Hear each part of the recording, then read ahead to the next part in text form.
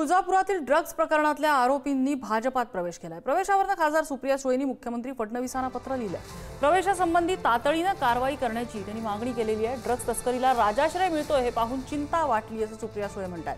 माजी नगराध्यक्ष संतोष परमेश्वर कदम उर्फ मेंबर व माजी नगराध्यक्ष चंद्रकांत उर्फ बापू कणे यांनी आमदार राणा जगजितसिंग पाटील यांच्या नेतृत्वात भारतीय जनता पक्षात प्रवेश केला आणि त्यावरनं सुप्रिया सुळेंनी मुख्यमंत्र्यांना पत्र लिहून टीका केली आहे।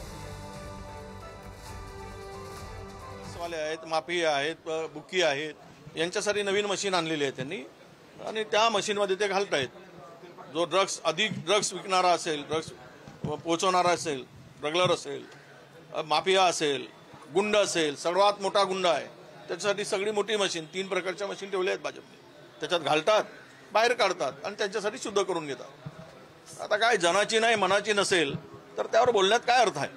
तुळजापूर शहराला या ड्रग्जमुळे बदनाम करणारी खरं तर ही लोक आहे आणि बदनामीपेक्षा तिथल्या तरुण युवकांना या व्यसनाच्या आहारी घालणं म्हणजे अक्षरशः पुढची पिढी बर्बाद करणारी ही माणसं आहेत।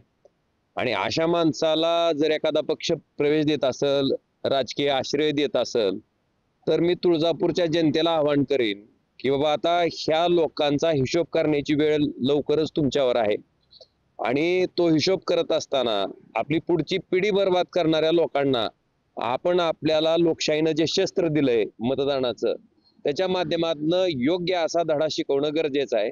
माझं सुप्रियाताईंना एवढंच सांगणं आहे की अशा कार्यकर्त्यांबद्दल जर का सर्वसामान्य नागरिकांनी पत्र लिहायला सुरुवात केली तर कागद कमी पडतील। एवढे पत्र आदरणीय शरद पवार साहेबांना लिहावे लागतील की अशा पद्धतीचे कार्यकर्ते राष्ट्रवादी काँग्रेसमध्ये आहेत।